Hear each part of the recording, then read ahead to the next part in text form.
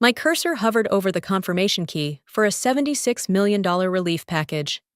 Then, without warning, my screen went black. A red banner replaced the dashboard I knew better than my own reflection. Access revoked.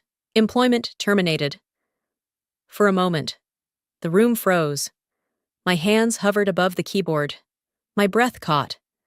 Around the polished mahogany table sat directors, compliance officers, and even two clients dialing in from London. Their faces reflected in the glossy screen, watching my humiliation unfold in real time. My 15 years of service reduced to a single line of cold text. I am Mira Knox, Director of Global Treasury Operations. For more than a decade, I have been the invisible hand steadying the company's pulse. Through crises, market crashes, and sleepless nights, I kept billions flowing smoothly. I created the very safeguard they now used against me, the Knox Gate, a timed authorization system designed to protect relief funds from manipulation. The irony was unbearable. I was fired in the middle of approving the package only I had authority to sign. The man who delivered the verdict was Cameron Ellsworth. He rose deliberately, his voice sharp and rehearsed. "You're finished. Mira, pack your things. We don't need your slow signatures choking this company anymore."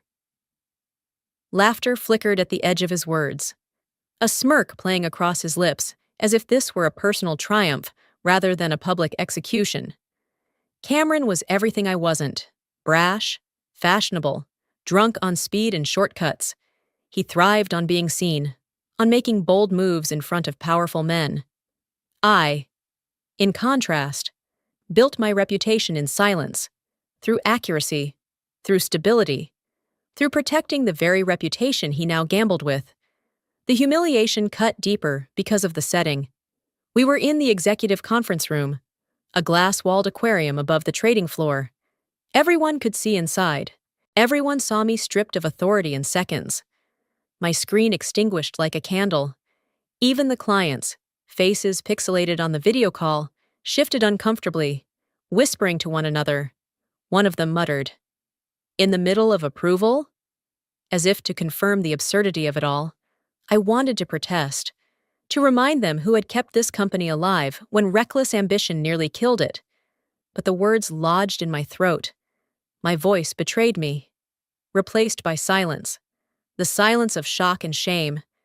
Then something unexpected happened. The system itself hesitated. The dashboard froze for 45 long seconds.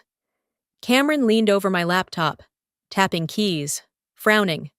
The relief package sat in limbo, blinking, for nearly a full minute. He looked less like the victor he pretended to be, and more like a man waiting for a verdict he didn't understand.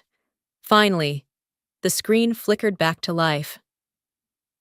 Cameron exhaled sharply, convinced he had conquered the obstacle. "There," he announced, smiling thinly. "It's under control now." But as I sat frozen in my chair, humiliation burning hot against my skin, a thought cut through the haze. Systems don't hesitate for nothing.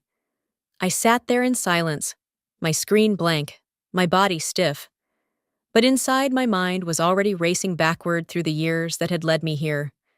15 years, 15 relentless years poured into this company, shaping systems no one else could manage, saving deals others thought were doomed. My pride was woven into the very fabric of this building. And yet, here I was, discarded in an instant like an outdated file. I remembered the nights when the markets trembled, when entire currencies collapsed under the weight of global panic. Everyone else went home. I stayed, night after night, fingers raw from typing, eyes burning from exhaustion, holding billions steady through storms no one wanted to face. I was the one who created Knox Gate, the timed authorization lock that became the backbone of our global treasury operations. Without it, Camberwell Financial would have bled itself dry years ago. They called it a safeguard, but to me it was a covenant, a promise that funds meant for relief would remain untouchable until verified. My name had become synonymous with security, with trust, And yet, all of that was erased with a single command from Cameron Ellsworth. My heart clenched as another memory surfaced. The phone calls I missed. The moments that slipped through my fingers. My daughter's 16th birthday. She had blown out candles without me, while I sat here guiding emergency wires across continents. I promised myself I'd make it up to her. But the truth was, the company always came first. There were hospital nights, too, when my father's health collapsed. My mother begged me to come, just to hold his hand. Instead, I stayed logged in from my desk, whispering reassurances through a phone pressed to my ear, hoping my voice alone could comfort them. I traded my presence at home for my presence here. And for what? To be humiliated in front of directors and clients, dismissed by a man who had only walked these halls for 2 short years. I forced myself to look around the conference room, to take in the faces I had served alongside. Some looked away, ashamed to witness what was happening. Others stared blankly, unwilling to risk their positions by defending me. That was the cruelest betrayal of all, not Cameron's arrogance, but their silence, people I had shielded, people whose mistakes I had covered quietly to protect the firm's reputation. Now sat and watched as I was gutted in public. It was then, in the stillness between Cameron's triumphant words and the nervous shifting of directors, that I heard it, a whisper, faint but piercing. A young trader at the far end of the table leaned toward his colleague and muttered, "Only she understands the system." For the first time since the screen went dark, I felt something other than humiliation. It was small, fragile, but it was there. The recognition that no matter what Cameron announced, no matter how bold his words, he could never replicate what I had built. The Knox Gate was mine, designed line by line, rule by rule, sealed with the sacrifices of years he would never comprehend. Without me, they were fumbling in the dark. The whisper lingered in my mind like a spark. It wasn't enough to erase the sting of betrayal, not enough to soften the weight of sacrifices lost. But it reminded me of something vital. Truth doesn't vanish just because someone orders it to. Pride doesn't dissolve just because arrogance tries to erase it. My legacy was embedded in the system itself, and somewhere deep inside, I knew it would speak louder than Cameron's smirk. I sat straighter in my chair, silent still, but carrying myself differently. They thought I was defeated. They thought this was the end. But as the trader's whisper echoed in my ears, a different thought pulsed through me. The system remembers. And soon, so will they. Cameron Ellsworth had always been a man who arrived like a storm and expected everyone else to bend beneath his winds. He was new blood in Camberwell Financial, but he carried himself as if he had built the place from marble and glass with his bare hands. 2 years in, and he was already strutting through corridors, cufflinks gleaming, voice pitched loud enough for every assistant to hear. He was the CEO's golden pick, parachuted in from a hedge fund notorious for burning through companies like kindling. Connections, not competence, were his true currency. He despised everything I stood for. To Cameron, speed was victory. He bragged about deals closed over cocktails, about approvals pushed through in minutes. My cautious verifications, my endless cross-checks, the very safeguards that kept us from litigation or collapse, he called them handbrakes on growth. He never saw the nights I spent catching fraud before regulators could. He only saw delay where in fact there was protection. I sat there, my humiliation still raw, watching him step into my chair as if the seat had been carved for him. He straightened his suit jacket, ran a hand through his perfectly styled hair, and glanced at the boardroom with a half-smile that said, "Now watch how a real executive works." My resentment deepened with every breath. I had worked in silence, sacrificing birthdays, family dinners, moments I could never retrieve. And now, a man who measured success by how many heads turned when he entered a room had stripped me bare in front of colleagues I had once trusted. The contrast could not have been sharper. I had built my career on quiet resilience, on spreadsheets and signatures, on keeping the machinery humming without needing applause. Cameron lived for spectacle. He thrived on being seen, admired, envied. He believed power existed only if it was flaunted.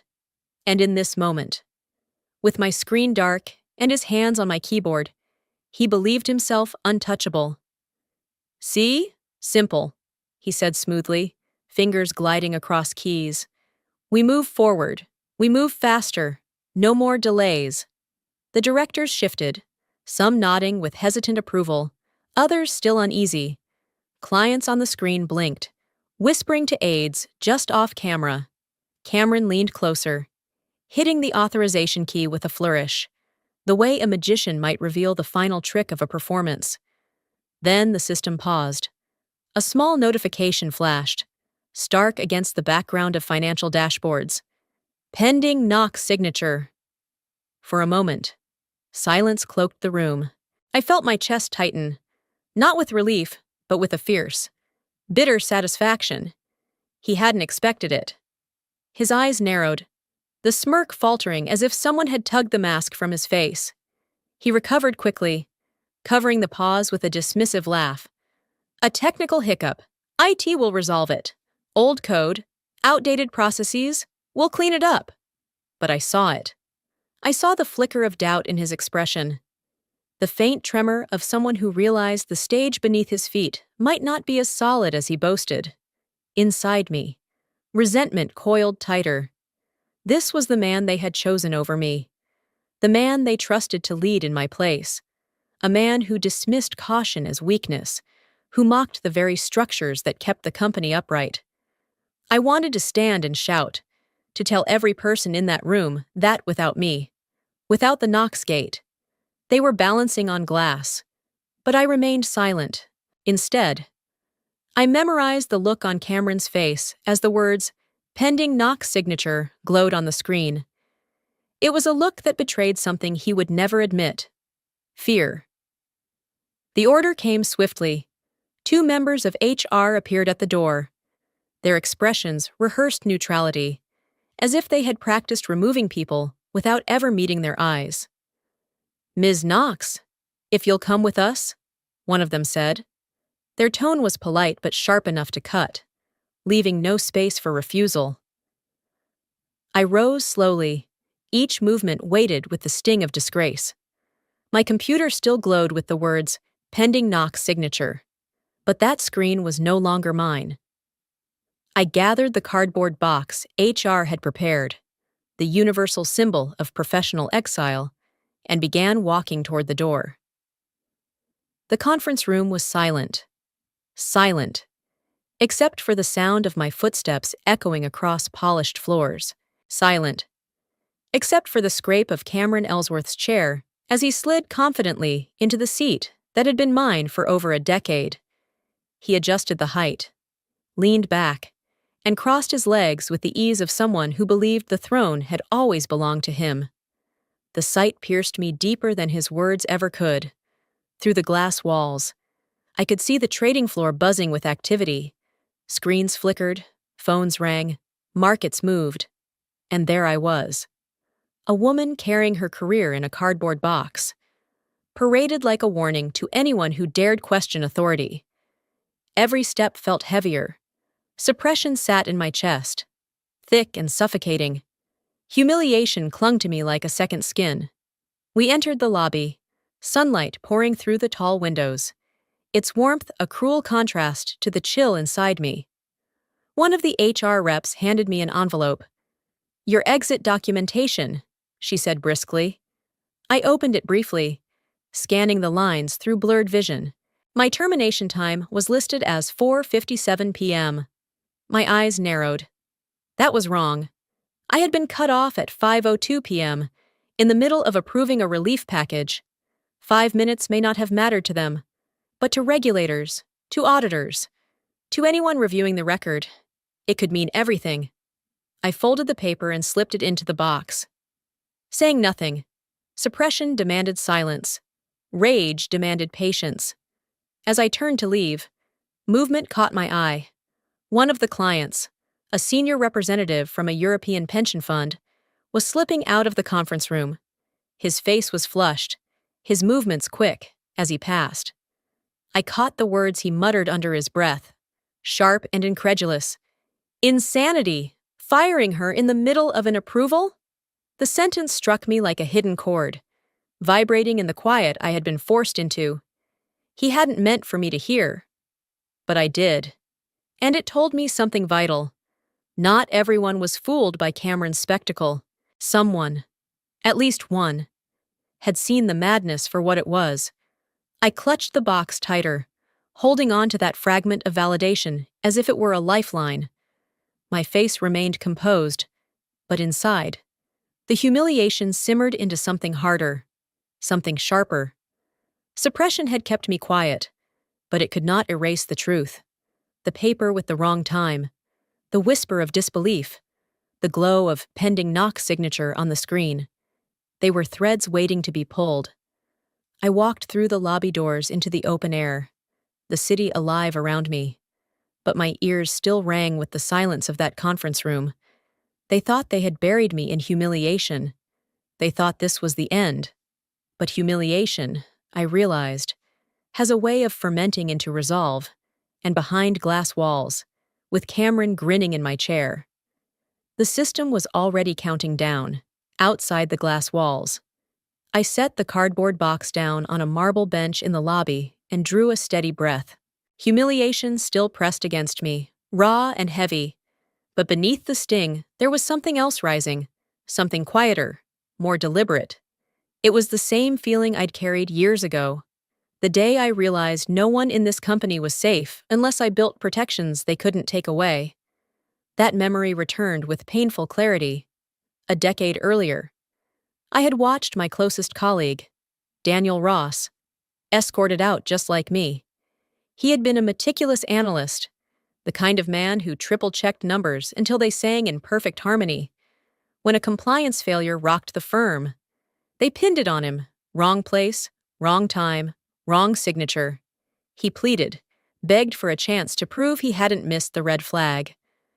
But they silenced him with a termination notice. He died 3 months later. Not from scandal, but from shame. I remember standing at his funeral, promising myself I would never let that happen again. That night, I stayed in the office long after the lights went out. I opened the skeleton of our treasury system and began writing lines of code no one asked for. No one paid me to create. It was my act of rebellion, quiet and unseen. I called it the reflection signature. If anyone was removed mid-authorization, cut off before a process was complete, the system would not simply move forward. It would pause, hold, and then reflect. The unfinished approval would trigger a chain reaction. Funds would freeze.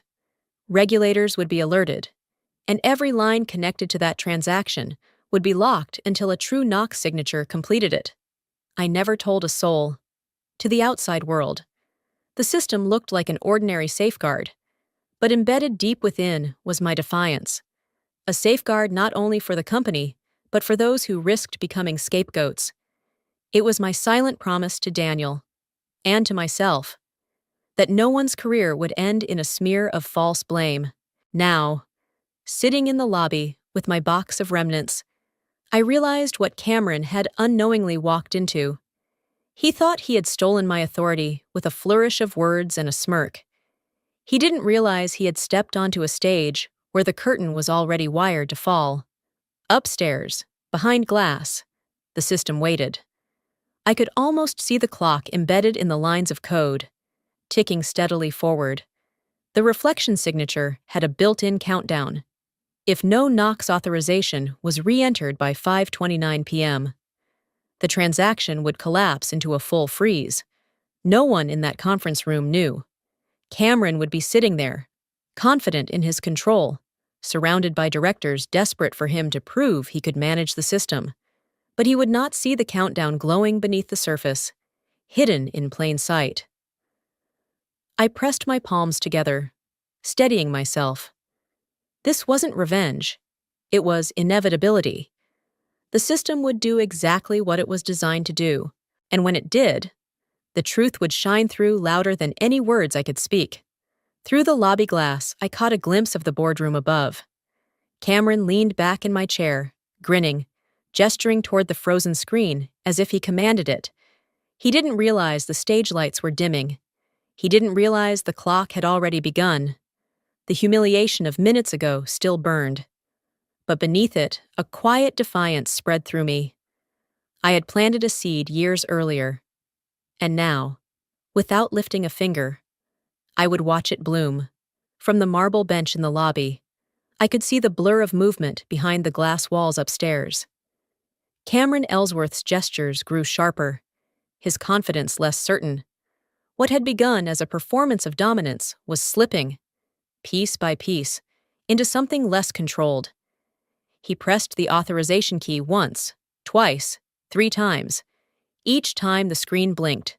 The system churned. And then the same words appeared. Pending Knox signature. His jaw tightened, his smirk gone. Why isn't this moving? His voice cracked the boardroom air like a whip. He leaned closer, stabbing the keyboard again. Run it! An IT technician hurried forward, pale under the fluorescent light. It's still processing. Sir, maybe latency across servers. Latency? Cameron snapped. We're sitting on a multi-million-dollar infrastructure, and you're telling me it's lagging? Fix it! The young technician bent over the laptop, fingers tapping nervously. But the system refused to budge. The same message glared back. Pending Knox signature. I imagined the air in that room, tense and suffocating. Directors exchanging glances, clients whispering off-screen. They had watched me humiliated only minutes earlier, stripped of authority without a word of defense. Now they were watching their self-proclaimed savior wrestle with a system that refused to acknowledge him. Cameron slammed a palm against the table. Run a manual override. I don't care how. Get it moving. The IT technician shook his head. We can't bypass without triggering compliance alerts. The Knox gate. Forget the Knox gate, Cameron barked. His voice rose louder than it should have, desperation creeping in. It's outdated. Rip through it. And there it was, the first crack. He had promised speed, promised efficiency, promised to rid the company of the so-called handbrakes I represented. Yet now he was the one stalled, trapped by code he didn't understand, by a mechanism he thought was nothing more than paperwork dressed in programming. A director cleared his throat. Cameron, perhaps we should wait a few minutes. Wait! Cameron spun toward him, eyes blazing. We're on a deadline. Funds are sitting idle. Clients are watching. Do you want headlines tomorrow about Camberwell Financial stalling relief packages? Because I certainly don't. Silence answered him. Even the clients on the video call seemed to shrink back. The IT technician straightened suddenly, eyes fixed on the monitor. Sir, something just triggered. Cameron leaned in, expectant. Finally, but the technician's face drained of color. It generated an external alert. The system sent an email, automatically, to the Federal Oversight Bureau. What? Cameron's voice cracked. It flagged a compliance anomaly. Since the Knox signature is missing, and authorization was attempted repeatedly, the system escalated. They'll have received it by now. The weight of those words must have hung in the air like a bomb. Cameron's bravado faltered. He looked around the table as if daring someone to contradict the technician, to tell him it wasn't true. But no one spoke. I pictured his expression in vivid detail, the widening eyes, the thin line of sweat forming at his temple. This was not how his performance was supposed to go. He was supposed to prove me irrelevant, to show the board and the clients that he was the future. Instead, his every keystroke had invited scrutiny from the one entity no executive wanted, peering too closely, federal regulators. In the lobby, I gripped the edge of my box tighter, feeling the shift even without hearing their words. Confusion had begun to gnaw at Cameron's armor. the first tremor of panic shaking the stage he had built. And above us, unseen by them, the countdown ticked on toward 5:29 p.m. The lobby was unnervingly calm compared to the chaos I knew was unraveling upstairs, from where I sat.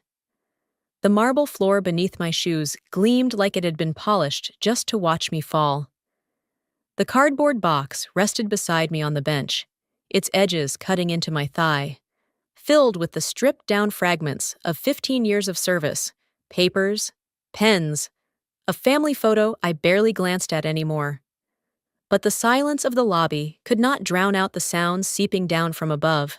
They carried faintly through the open stairwell, the muffled thud of chairs scraping, the rise and fall of voices strained with panic, the sharp edge of phones ringing relentlessly. Even with walls and floors between us, the frenzy leaked through, discordant and undeniable. I didn't need to see to know Cameron was pacing, barking orders, snapping at anyone brave enough to speak. The noise confirmed what the system had promised me. It was working. One of the building's security guards stood nearby, leaning against the wall in his dark uniform. He had watched me escorted out minutes earlier. Now his eyes flicked toward me, with something I hadn't seen in the boardroom: sympathy. He looked as though he wanted to say something, but knew better than to break the silence HR had stitched around me. Still, that glance carried weight. It was the quiet acknowledgement of a man who had seen too many exits, who understood the cruelty of being discarded after years of loyalty. I kept my back straight, my face composed. But inside me, anger pulsed like a hidden current. Suppressed, yes, but not extinguished. Every memory of the sacrifices I had made, the birthdays missed, the hospital calls handled from conference rooms, the nights spent tethered to screens, pressed against the injustice of this moment. They had stripped me of my badge, my screen, my authority, but not the steel I had forged out of those very sacrifices. My phone buzzed in my pocket. I hesitated, then drew it out. The message on the screen made my lips part in something dangerously close to a smile. "Systems locked. They've lost control." It was from one of the junior analysts, a quiet kid who always lingered after hours, asking questions about my methods, hungry to understand the Knoxgate in ways most never bothered with. He had noticed the truth already, without me, without my reflection signature. The system was a labyrinth with no exit. I slipped the phone back into my jacket, heart steadying. My anger no longer felt like a weight pressing me down. It was a blade, sharp and concealed, waiting for the moment to cut. Upstairs, Cameron could shout, pound the table, throw his weight around like a spoiled prince. But every second he did only exposed him further. The Knoxgate was not built on showmanship. It was built on integrity, on precision, on patience, and it answered only to me.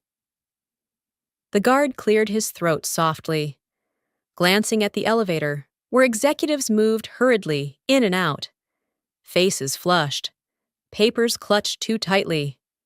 He didn't say a word. But he didn't need to. The sight of them, men and women who had sat silent as I was humiliated, rushing around like ants whose nest had been kicked, was confirmation enough. I pressed my palms flat against my knees, grounding myself. There was no satisfaction yet, not while the humiliation still stung, not while the betrayal was still fresh. But the suppressed anger inside me had crystallized into something steadier. My steel was not forged in victory, but in endurance. The sounds from upstairs grew louder, the slam of a door, a muffled shout, another phone ringing without answer. I exhaled slowly, eyes fixed on the glass doors of the lobby. The city beyond them bathed in late afternoon light. They thought they had exiled me, cut me off, erased me from the story. But as the message replayed in my mind, "Systems locked, they've lost control," I knew the truth they hadn't yet grasped. I was still here. I was still the center of this story. And steel, once tempered, never breaks. Time began to stretch, each second dragging longer than it should. as though the entire building was holding its breath. Sitting in the lobby, I felt the weight of every tick on the wall clock. It was only minutes, but those minutes carried the density of years. Years of work, of sacrifice, of proving myself again and again when no one else stayed long enough to care. I remembered the times I had saved the company when no one else could. The night the Asian markets collapsed and panic spilled across Europe, everyone fled home. But I stayed, stitching together emergency transfers until dawn. The quarter when a coding flaw nearly sent millions into the wrong accounts, while others blamed technical noise. I stayed until my fingers bled from typing, and I traced the error down to a single line of misplaced syntax. I was the quiet one in the back corner of the war room, the one who held everything together when the proud and the powerful didn't even know the seams were splitting. And now, in this silence, my mind replayed those moments like ghosts circling me. My chest tightened. Every sacrifice, every moment spent away from my family, every night I chose the company over my own life, it all led here. And now it was all being tested in the span of a countdown only I could sense.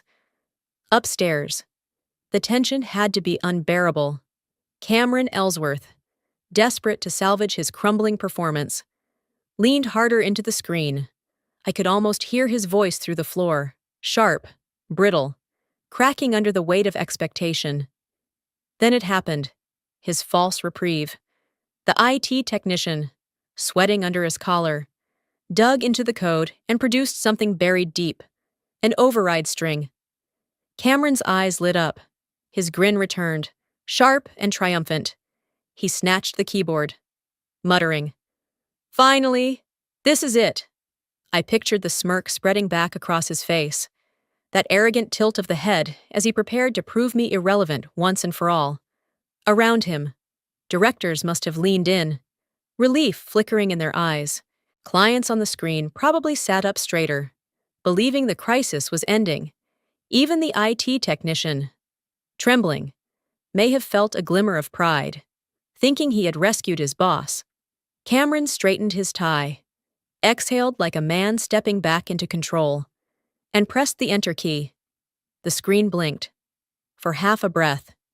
It seemed as though the system was unlocking, as though the relief package was finally moving forward. His grin widened, confidence flowing back into him. Then the words appeared, bold and unyielding across the dashboard. Reflection signature required. Silence must have struck the room like a hammer. The grin on Cameron's face froze, then faltered, then collapsed entirely.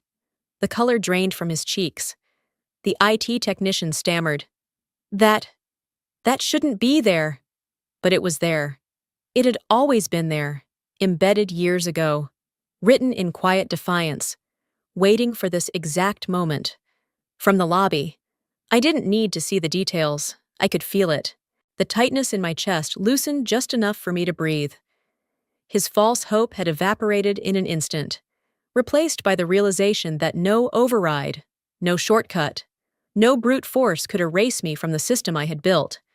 The tension grew tighter, wound like a wire stretched too far, humming with the energy of collapse. Upstairs, Cameron must have looked around the room, searching for someone to blame, someone to shout down. But the truth was shining too clearly on the screen. My absence was not a weakness in their system. It was the missing piece that made it whole. And as the seconds ticked forward toward 5:29 p.m., the wire strained louder, ready to snap. At 5:29 p.m., the moment arrived. The system had been holding its breath, stalling in resistance, teasing the arrogant hands clawing at its keys. And then, in one synchronized instant, it snapped into action. The relief package froze midstream, halting in place like water turned to ice. Then the freeze spread, leaping from one account to another, locking channels across borders, siphoning every connected thread until the number on the master screen plunged to zero. $920 million vanished from Camberwell's active books. It did not disappear into the void. It shifted. every cent rerouted into the Federal Reserve's contingency account. The failsafe I had embedded years ago. In less than a minute, the empire Cameron had sworn he controlled was reduced to an empty shell. The trading floor below the glass conference room erupted into chaos. Phones rang in shrill succession. Unanswered, traders shouted into headsets, their words tumbling into panic. London wires frozen. Singapore halted. New York won't clear. Screens flashed error messages in angry red, spilling across rows of monitors. Assistants sprinted between desks, waving reports that already contradicted each other. Inside the conference room, the shock must have hit like a physical force. I pictured directors half rising from their chairs, some clutching their foreheads, others scrambling to call their aides. Clients on the video screens leaned forward, faces tightening, mouths moving without sound. Cameron, I imagined, stood frozen in my chair, his hand still on the keyboard, the grin long gone. Then the system generated its final blow, on every screen, in bold white letters stamped across a black banner. The report appeared: reflection active, authorized knocks. The words were undeniable, seared into the record. They announced not sabotage, but structure, not rebellion, but design. My name, Knox, glowed in their faces, reminding them who had built the foundation they were now watching collapse. The catharsis hit me like a release of air I had been holding for hours.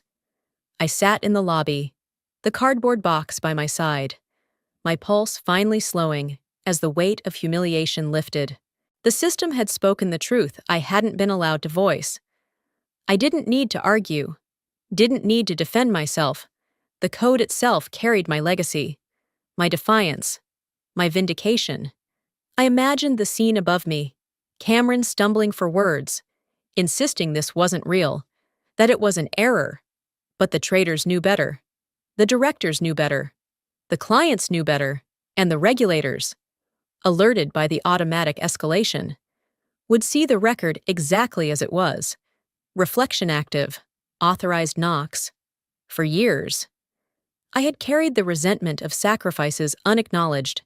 Every missed birthday, every hospital call answered with one hand while I typed with the other. Every quiet night, I saved them while they slept. It had all fed into this moment.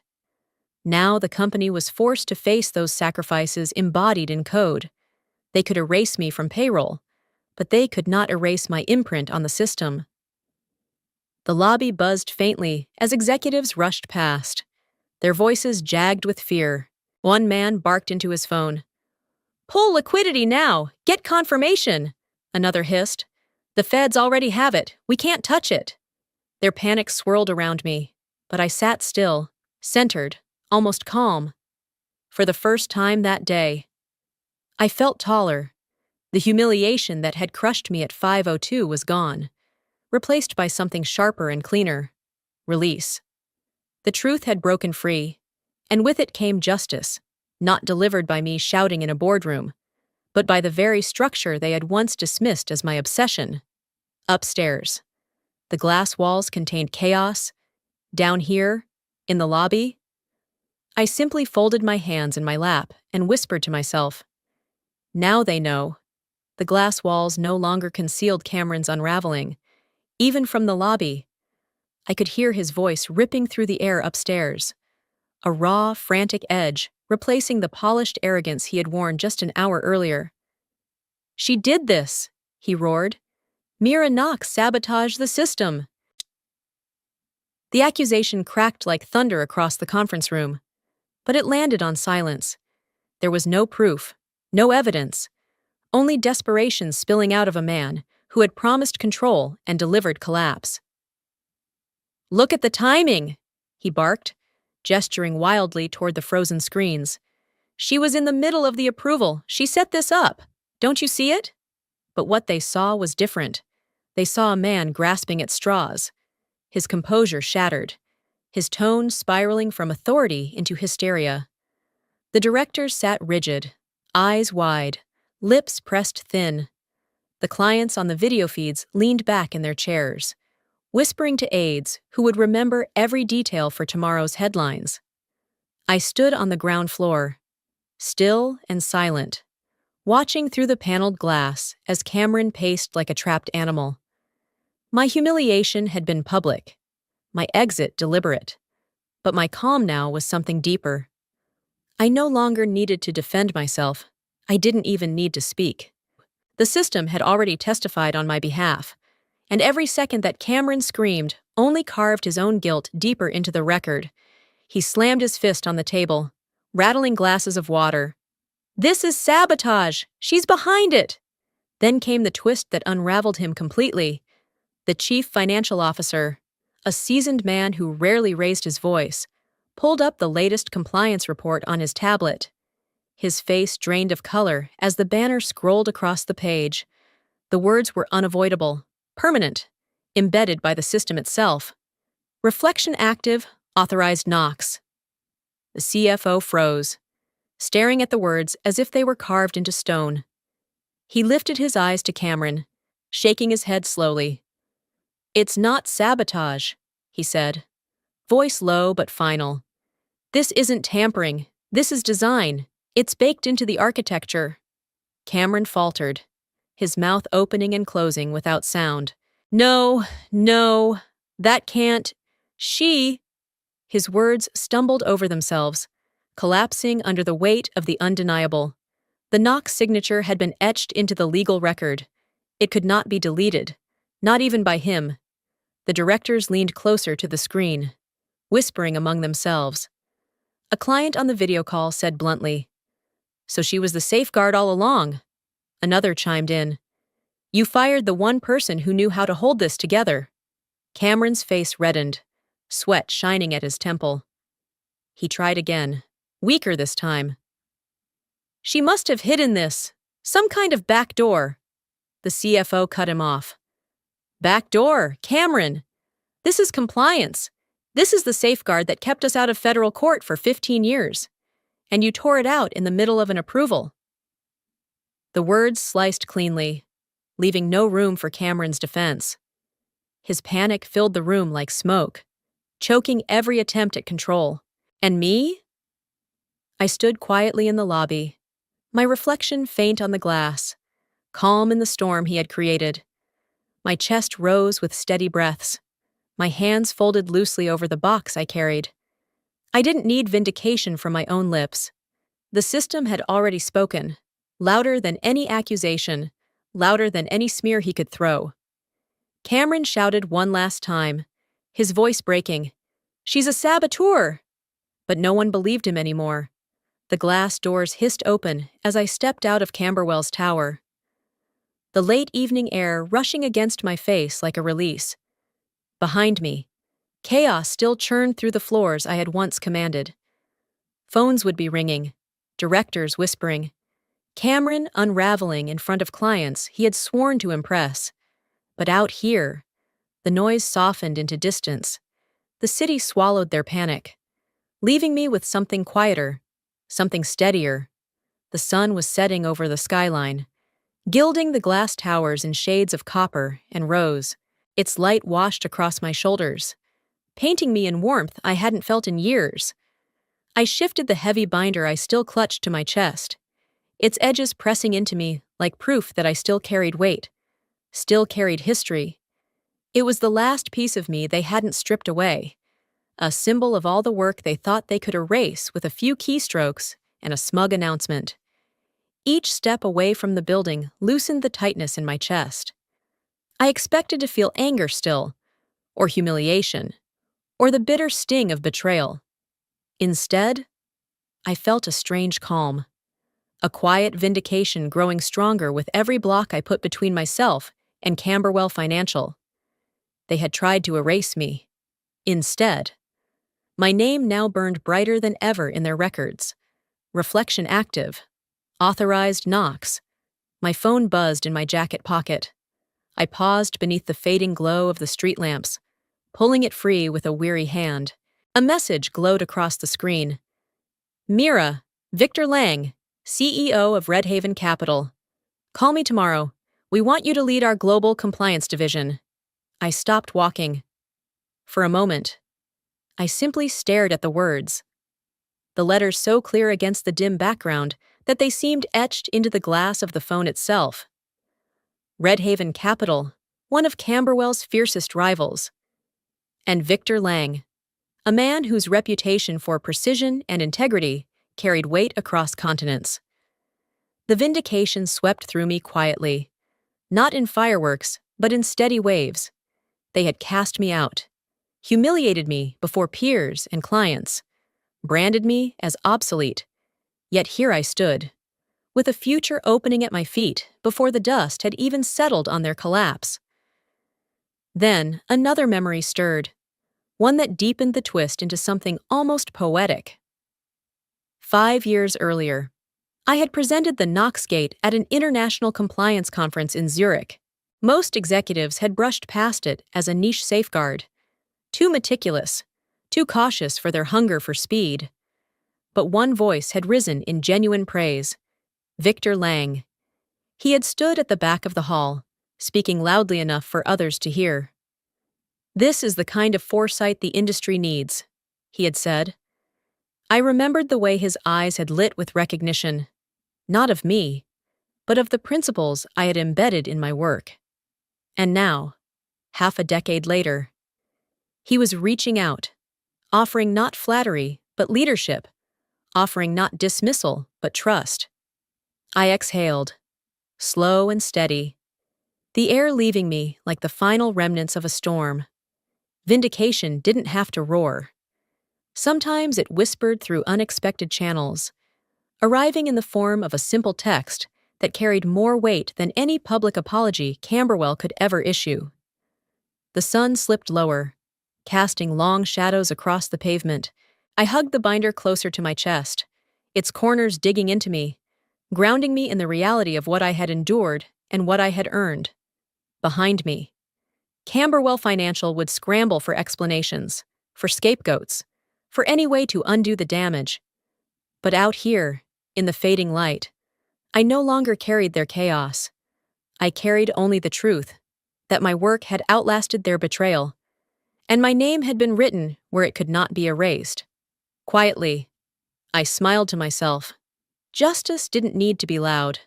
Sometimes, justice was a sunset, a binder pressed to your heart, and a message that promised tomorrow was already waiting.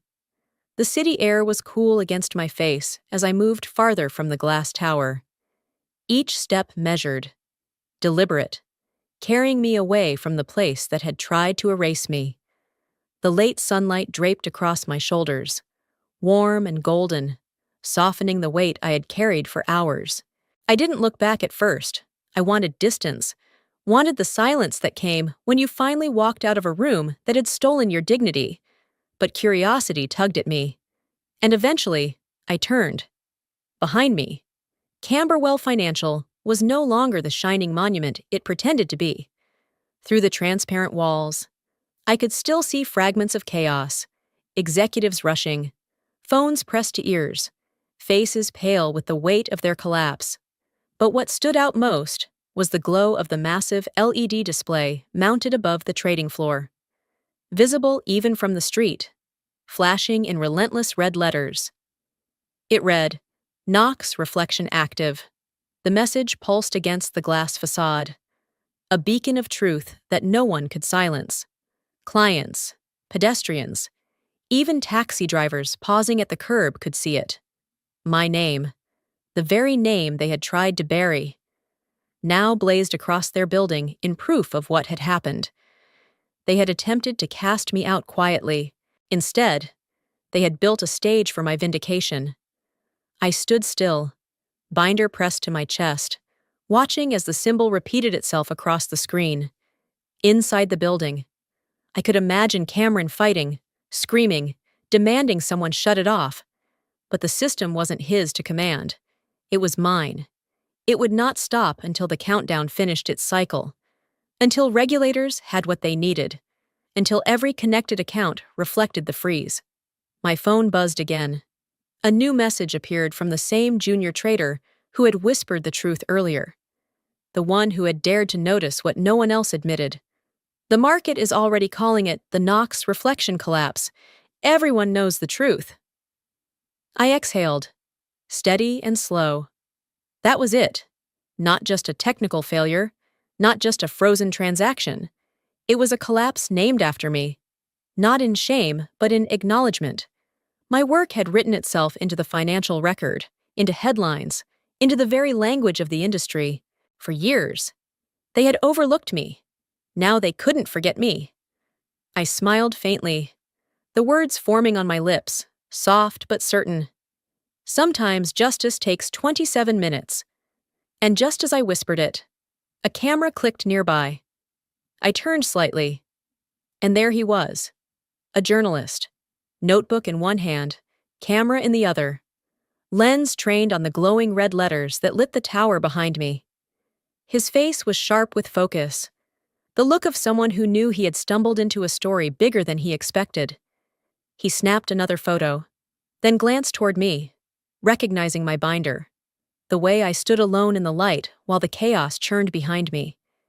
He didn't approach, not yet, but I could see it in his eyes.